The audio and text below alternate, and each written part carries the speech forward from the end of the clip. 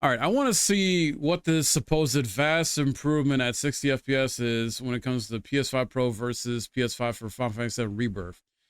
And just like do some extra, analyzation basically with PS5 Pro in a sense. Final I still don't think it's Fantasy worth the money. VII Rebirth is a detailed So open Digital world environment Foundry and beautiful did this combat. video. The game certainly had some very strong visual highs, but the title was let down by poor image quality in its performance mode, with lower rendering resolutions and a blurry final resolve. Those issues have lingered since the game's release, but the upcoming PS5 Pro promises to greatly overhaul the game's soft and imprecise image. Early pro footage released by Sony shows off 60 FPS gameplay with greatly improved sharp rendering, providing a Final Fantasy. Now, real quick too, something to keep in mind that not every single game is guaranteed to be running at 60 FPS on PS5 Pro. Apparently they left up to the devs to either do 30 or 60. Part of me gets that, but at the same time, I'm gonna keep talking about this ad nauseum. The standard should be 60 FPS in my opinion.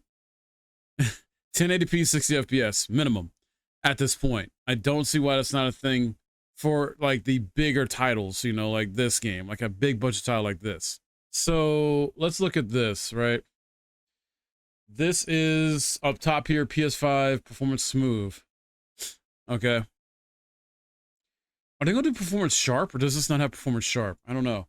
But, and then PS5 Pro is at the bottom. Like, this looks slightly better. It's similar.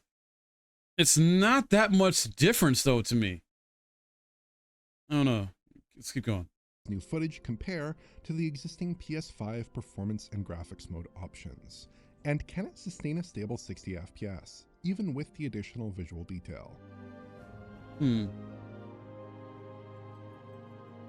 It's not that much difference. Our 7-minute sample of FF7 Rebirth is an uninterrupted sequence that covers the beginning of Chapter 2, the first gameplay segment set in an open world space. The footage is unlabeled, but the one visual mode we are looking at is targeting 60 FPS, just like the PS5's performance mode. Our intro cutscene here shows off the impressive fidelity the PS5 Pro is capable of. It's delivering a crisp, sharp 4K image, a far cry from the blurry and imprecise. Let's go back. Pro is capable of. It's delivering a crisp, sharp. All right, now let's compare the facial animation visuals here, right? What is this? Like, there's literally not, like, there's barely a difference. $200 more for a slight upgrade, a slight difference in detail. Mind you, I'm watching this video at 4K on YouTube. And normally I don't watch videos on YouTube at 4K or watch them at 1080p 60 just because it looks better, yeah, sure, but to me 4K is not all that super great when you can't, like, when a lot of games, whether PC or on consoles, still have a hard time with doing 4K 30 FPS, and then I don't think any game can do 4K 60 yet. Not consistently, at least, or it's very extremely hard. Like, the technology's not there to have it run, because that's why you got all this, like, you got all this technology that essentially helps upscale the image, basically. Like, you don't really have, at least on console anyway, maybe on PC too, you don't really have any games, if at all, truly running natively at 4K. You got a lot of stuff that's essentially upscaling the visuals to make it appear like it's running at 4K 30 or whatever. So we're still not really at a true level yet of consistently hitting that native 4K for gaming. And this, there's not really much of a difference here. Like, I don't get it. Sharp 4K image, a far cry from the blurry and imprecise 1080p-like rendering featured on the base console at the same. Like here, yeah, the environments look better, I guess, on PS5 Pro, like a little bit more. I don't know, man. And I don't remember it looking this bad on PS5 Performance Smooth. 60 FPS update. we can make out far more detail across the environment, especially in high-frequency texture detail and fine tufts of foliage. Skin textures really shine on Pro, with a Okay. specular sheen on Barrett here revealing pore detail that was smeared before. You can actually make out strands of hair on Tifa here, though of course the hair is still card-based, and dithering has been minimized relative to base PS5. Some of the quirks of FF7 Rebirth's TAA resolve have been fixed, like how ghosting is no longer really an issue. Certain camera moves tended to cause ugly trails of duplicated detail, and I didn't notice it popping up nearly as much during this footage, though in some moments I did spot some more minor ghosting. Also, distant trees no longer appear oddly transparent and shimmery, and have a more solid, stable look on Pro. If we step into gameplay, which I've tried to match as best as possible here, the same advantages continue to be evident. FF7 Rebirth packs a lot of geometry into every frame, boasting primitive shader-powered polygonal detail. Yeah, I mean, PS5 Pro simply handles this much better than the base console. Ghosting on camera movement is much harder to spot on the Pro as well. Combat frustrates the base machine a little bit, with blurry particle effects and poor image clarity. So the thing that also irks me about this is you essentially can get the same, if not similar, type of visual performance on a PC. Now, obviously, a PC is going to cost more money, but a PC does a lot more than a gaming console overall, which makes up for the cost or justifies that extra cost, in my opinion. Like, you can do so much with a PC, not just gaming. So, yeah, I don't know. And then I know there's been sources that have like done a updated like PC version of a PS5, but like they did it with the PS5 Pro, like they did like basically try to have it be, it can't be obviously completely one-to-one, but they did a similar comparison in terms of specs to what a PS5 Pro can do. And you're looking at, I think the price was like 900, like 800 to 900 or something like that, between there minimum. And that's not including a monitor. That's not including a mouse and keyboard, I guess. And that's not including a warranty and anything else you want to get with it. It's just like the computer itself, like the tower and the parts inside of it, basically. Motherboard, GPU, CPU, RAM, storage, all that. I still say, like, I mean, this is obviously the PS5 Pro is targeted for people that either don't have a PS5 already and have the money to blow on this PS5 Pro instead of the base PS5. And it's also targeted for people that are the hardcore player base, the enthusiasts, the, you know, super like collector types in a sense, or feel like they got the best new like technology. It's like, it's almost like those same people, I feel like, that are the people that like have to buy a new iPhone every year or something like that. I feel like it's for those kind of people in a sense, where it's like, oh yeah, new PS5 mid-generation console come out, bro, I gotta get that shit. You know, similar to those people that have a mindset of like, oh, the new iPhone this or new Apple or wherever the heck is coming out, like I gotta get that. Like there's those people out there that gotta update or get a new phone like every year or every 6 months. It's insane. They talk about motion blur here, and I have motion blur off.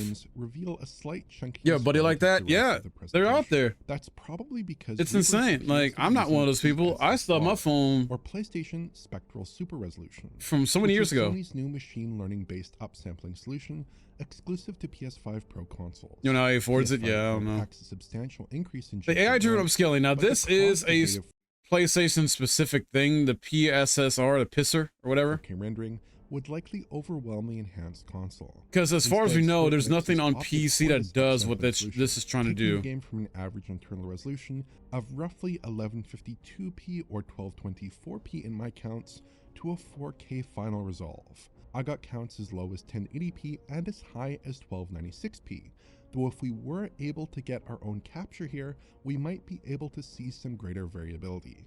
That's very similar to the resolution range of the base game, which I hate motion blur as well. I turn that shit off all the time. Mode. The difference here is on PS5, the game didn't use any form of temporal upsampling, instead taking that final rendered image and simply upscaling it, perhaps using a bilinear or bicubic. The thing is, the PS5 version looks great still. Soft, lacking it's still an amazing looking game, performs very well. Square Enix also offered a performance sharp mode, which used a different upscaling method that produced sharper results. Okay, they do have albeit with performance some sharp. additional blockiness. Preferences here are a matter of personal taste. So this is comparing, let's go back real quick. This is comparing the base PS5 performance smooth versus performance sharp. Method that produced all right, sharper results, albeit with some additional blockiness. So I see the differences here. Still not that bad. Performance smooth seems to be the better looking one compared to performance sharp for this game, at least. It might honestly vary from game to game, to be real. But even this still doesn't look that bad. Like, it still looks really freaking good. Image clarity that most other 60 FPS games on consoles are capable of delivering. The enhanced GPU capability and machine learning acceleration in PS5 Pro enables Square Enix to hit greatly improved image quality metrics. Now, some will say, like, oh, the performance mode and Rebirth is dog shit. Much higher resolution. At least some and you're right to feel that way if you want. That's fine. Like the motion blur, appear to be rendered at a full 4K here, which helps to keep the game looking clean in animation-packed moments like fast combat. Outside of the image quality boost, the visual outcomes are a little more mixed. As far as I can tell, key underlying visual settings appear to be a match for the PS5 code. Shadow resolution, for instance, appears very... Something else that, you know, a lot of people online are talking about, and I agree with them, and I feel this too, is like, we're about to be 4 years into this current console generation, right? And we're getting a mid-generation console, right? It had a very slow late start, okay? And it's still trying to catch up in a sense. Like, I feel like this generation in gaming in general, this is not just first-party exclusives, it's just in gaming in general, like, as far as games that actually utilize the PS5 to its full potential, there are very few that actually do it. I think Astrobot is one of them. It just dropped. I think Spider-Man 2 might be another one. But the point is, like, we're still scratching the surface of what a PS5 can do, a base PS5. Like, I don't think devs have really truly been able to fully utilize what the PS5 can do in terms of its power. And they're still trying to figure it out. But then you drop this mid-gen console. I can't talk. And which obviously is going to allow for certain upgrades and things like that, obviously, you know, but at the same time, it's like, we're not fully utilizing the capabilities of the base PS5. Plus, part of the issue was the whole chip shortage thing and other stuff going on. COVID messed up a lot of stuff. So then you had a lot of games that were cross-gen releases, like God of War Ragnarok, Horizon Forbidden West, and some other games. So it's like, those games were held back in a sense from a technical standpoint because they were unable to utilize the PS5 Pro, or sorry, PS5, not PS5 Pro, PS5 at a higher level. Exactly. I feel like pushing a system to get amazing graphics isn't really the devs' main goal anymore. Yeah, because the thing is, you got devs that want to feel like it's okay to release a game in terms of visuals like at 30 FPS, locked at 30, and they're not even necessarily locked at 30 most of the time on console. That is, the short version is, I think we hit our peak. I think we've hit our essential peak of what we can do in graphic fidelity when it comes to video games, at least on console anyway. Even though I know there is technology being worked on to try and always improve graphics, performance, things like that, I feel like we need to more so focus on, or the devs need to more so focus on, like, games having great performance overall, instead of just, oh, let's try and go for the 4K visuals and all that bells and whistles. Like, I think there is a certain level of, like, wasted money and resources into trying to make a game look too over the top pretty or whatever, too over the top visually impressive, instead of restructuring that resources and money into actually the more technical sides of essentially overall making the game run and perform well. Like, come on. Like, why are we still getting a lot of games that are coming out, whether on console or PC, with issues like Dragon's Dogma 2, Black Myth Wukong, Space Marine 2 recently? There is been other games. I mean, even this Rebirth, with the performance mode originally was a lot worse to many people when it first dropped, and then they've done updates to try and fix the performance mode to make it a little bit better. And I don't get me wrong, there is a lot of people out there that care about graphics and visuals more than anything, but a lot of people, you know, in my community, my friends, graphics is not number one. We want good gameplay, a good gameplay loop or hook, on top of if it has a good story, characters, everything that goes with a good story. And also, does it run well performance-wise? Does it have none or very little technical issues? And sure, minor bugs and glitches, that's always going to be a thing. But major game-breaking stuff, like constant crashes or whatever, or if you're playing a game and it's overheating your console or your PC type of thing, like Dragon's Dogma 2, I think was mainly on PC. I'm not so sure on PlayStation 5 or Xbox, but I know on PC at least, it was like making the CPU work super fucking hard and just essentially kind of overheating it to an extent. Some deeper concerns I have with the game's lighting also seem to have gone unaddressed. Foliage often looks quite good, but smaller bits of vegetation aren't effectively grounded with shadows, either with shadow maps, screen space shadows, or something more far. All right, so he wants to talk about how some of the vegetation doesn't look good as the other vegetation when it comes to like shadows, lighting, things like that. And I don't think personally, at least for me, shadows are not super fucking important in the game. Like a lot of the times, especially on PC gaming, if I need to like lower my settings to help it run better and get better frames, number one things I do is I put shadows like on low every time, because shadows are not really that fucking important. They're not. Obviously, you got people that are into that type of stuff. They love the environmental, design, look, feel. They love the water design, stuff like that. Not everybody's gonna be all like, upset or going crazy like because the freaking vegetation, the foliage looks like shit, or looks immaculate, or whatever. Like, there's only certain people that are really gonna focus in on that and be so I don't know, negative on it. Are flung like an RT technique, so they don't have a very natural appearance. I didn't see any evidence that the game's indirect lighting has been improved either, though to be fair, the quality... So it's about like giving it not having a natural type of, I guess, open spaces. Essence to it. I'm like, dude, it's a video game. Areas where the indirect lighting was more questionable. It's a fictional world. City spaces. That's maybe a bit too much of an ask, though, given the game's vintage at this point, and the fact that using PS5 it's a fictional world. 4K 60-like rendering on you can only do so much to make it look grounded in realism. Available on the console. We find similar results in the preliminary footage from games like Spider-Man 2 and The Last of Us Part 2, which run at similar or identical base resolutions to their PS5 counterparts in their 60 FPS modes. PSSR upscaling carries a significant frame time cost, as does using full resolution post-processing, which isn't mandated for every game, but is suggested as a best practice by Sony. Obviously though, the visual results are what matters, and there the PS5 Pro handily bests the OG PS5 console. So this is comparing the graphics mode on base PS5 to PS5 Pro. Once again, slightly better on PS5 Pro. In my opinion, it's just slightly better. It's not super groundbreaking. Like, when it comes to this whole environmental shit, if you're just like playing through the games like that and either exploring or killing shit, you're not going to be super focused in on like specific details in the environment like this, like how he's trying to point out.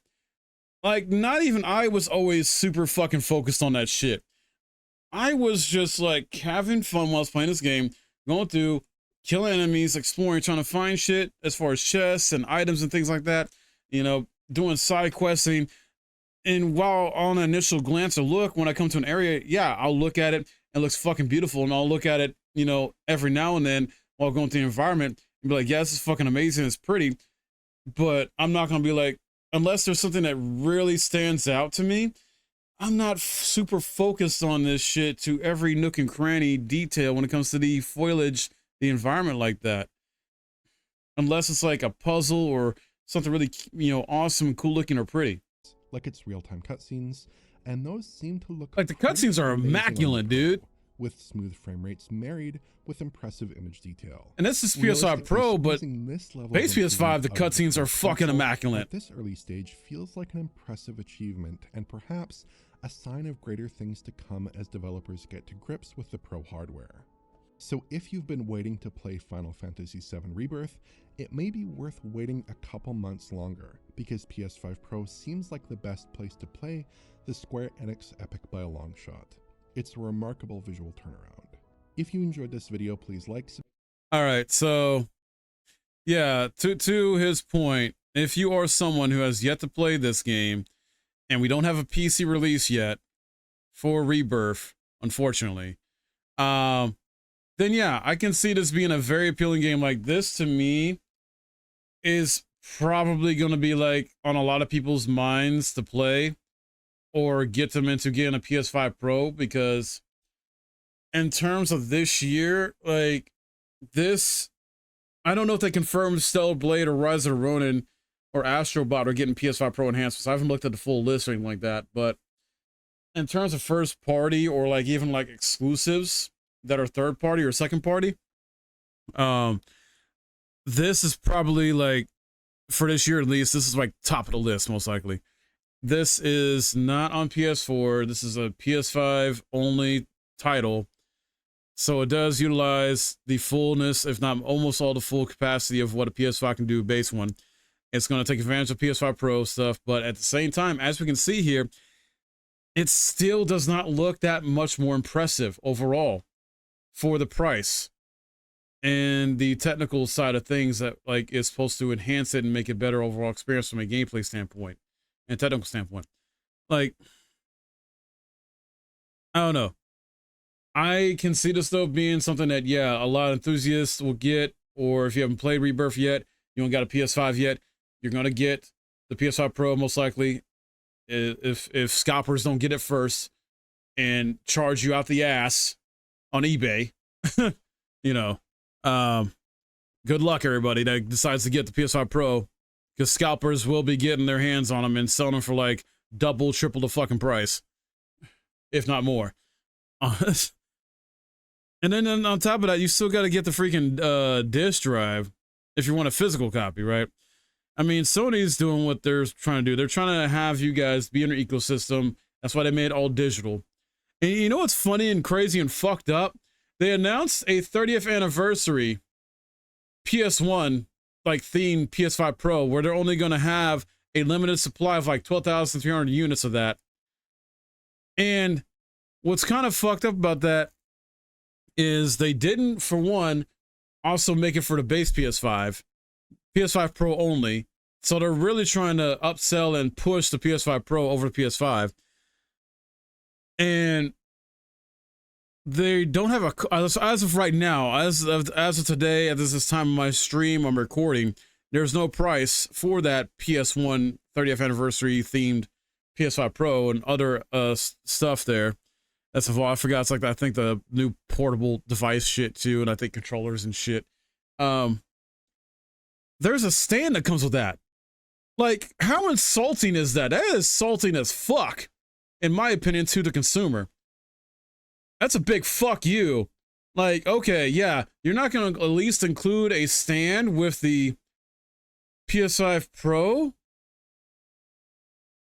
but you want to include a stand with the, 30th anniversary themed PS5 Pro but we don't know if it's extra charge or what's going on, if it's going to be 700 or if it's going to be 8. I imagine it's going to be 800. I'm just speculating right now. $800 to $1,000 for that 30th anniversary. It's going to be limited edition. And that's just what Sony's going to price it at. That's not even what the scalpers are going to fucking price it at.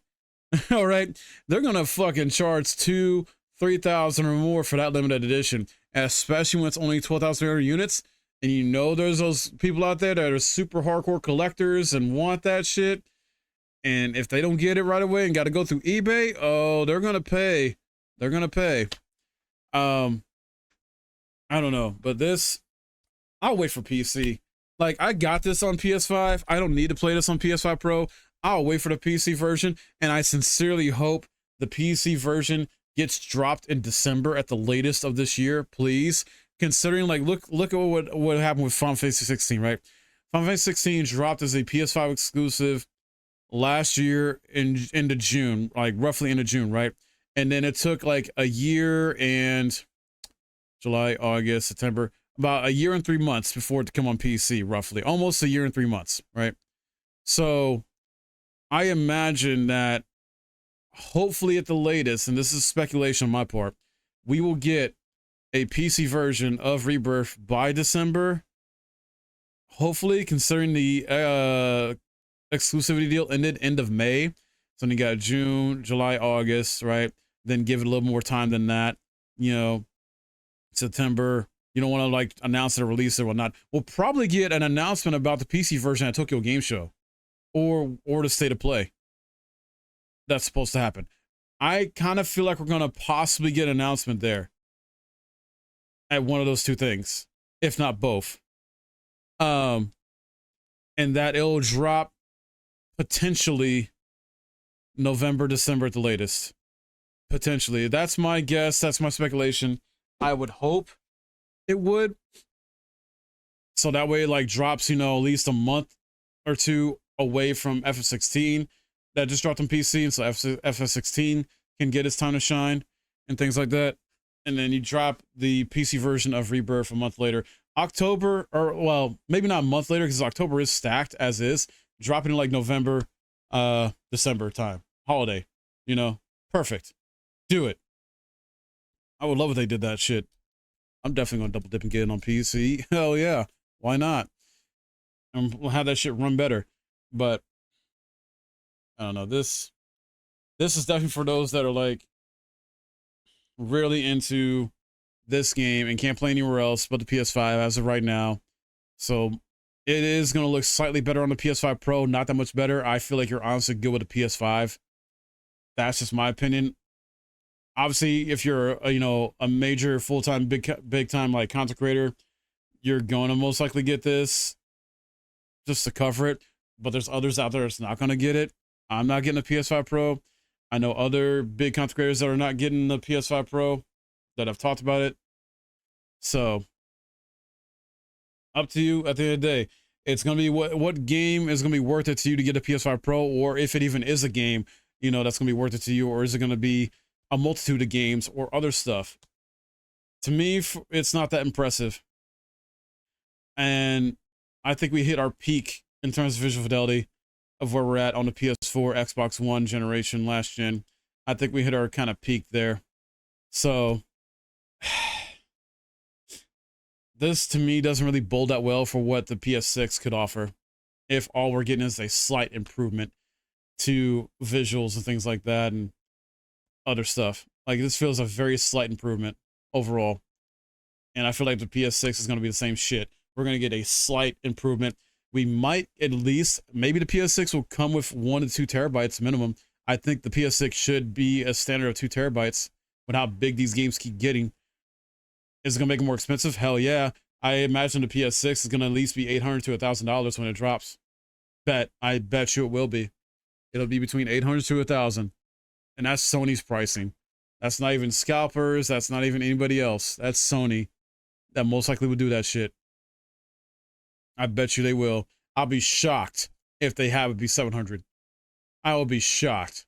Or less than 700. I highly doubt it.